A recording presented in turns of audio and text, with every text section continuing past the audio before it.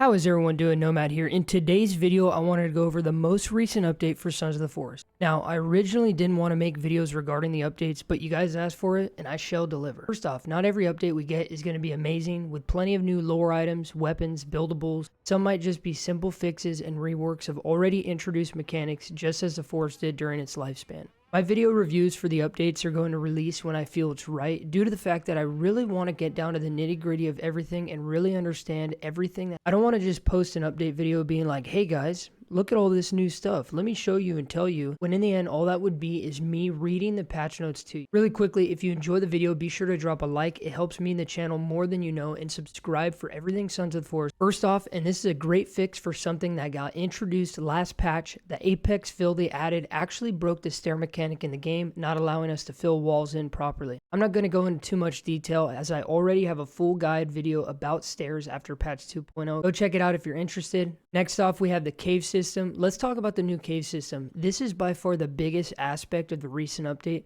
Not only do we get, from my experience, one of the biggest caves in Sons of the Forest, but nearly one of the biggest caves out of both titles. Now, there is so much to this cave system that meets the eye. We have new puffed-in variants showcased here and in other parts of the world.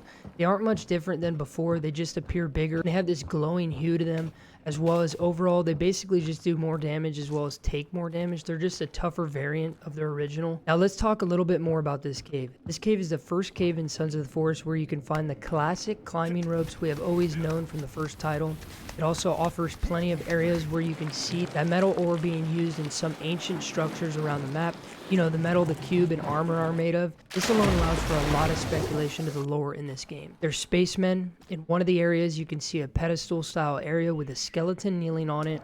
Around this are not only cultists, which too is a new lore group added to the world, Sons of the Stars they call themselves, but we also see these individuals dressed in what appears to be some kind of spacesuit. Now I'll be honest, I'm not sure if these are spacemen or just a group wearing gear to protect themselves in the cave. The game does have a huge emphasis on time travel and interdimensional worlds linking together, so this could be a group coming from the future to gain access to the metal we see around the island. We'll have to wait and see what happens in the deeper lore with these individuals. Now let's go back onto the topic of the cultists, Sons of the Stars. Not only can you see these individuals at the entrance to the new cave, but as well as scattered about around the cave with lore items with them. Not much is known about this group, but we do know that the Puff Corp knows who this group is, as you can find emails regarding their arrival to the island. The weird thing is, I actually came across multiple groups of these guys at this location. Now, they're by themselves in the middle of the clearing. If you follow furthermore down into the woods, we can find another group. These individuals are nowhere near the new cave, which opens a lot of speculation. If we refer back to the email stating that they are arriving via boat, curious if they've come on the metal boats around the island, or if eventually they will add some kind of bigger boat that has been beached, and it's the main boat the cultists had arrived on. As we know, the other side of the island is beautiful and bare to say the least. The only things really there are the helipads and the endgame bunker.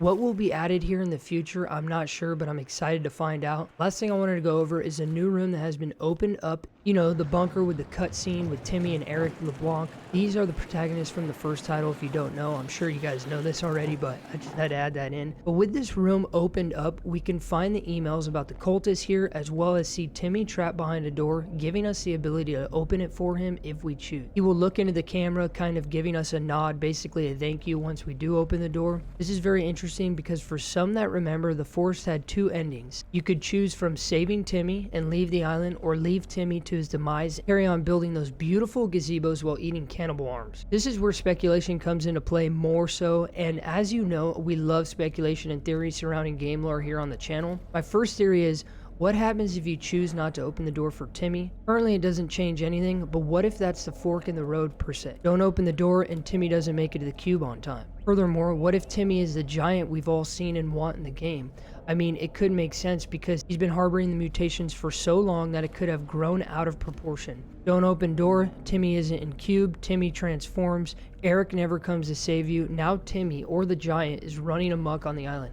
I don't know, that's just a theory I had in mind. I know this theory is far-fetched, but at the end of the day, this is just an idea, and I don't think it will be the case, but again, for Sons of the Forest and End Night, we really never know what could happen with their title. I mean, their last patch completely changed and reworked certain cutscenes. well as Silver Jacket jumping out of the window. Now the Puffins are there and it's a mini boss fight. So the story completely changed and reworks itself through early access, so we never know what really could be happening. Well, this really wraps up my 2.0 update showcase and discussion. I hope you guys enjoyed the video.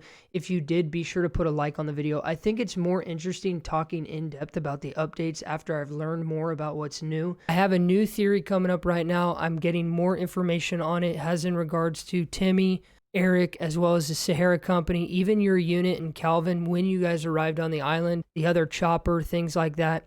I think you guys are going to be very interested in that, but I don't know when I'm going to cover that because I'm still trying to get more information and figure some stuff out. I appreciate you guys, as always, for checking out the video. Drop a like if you haven't already, and as always, guys, stay happy, stay hyped, and have a beautiful day.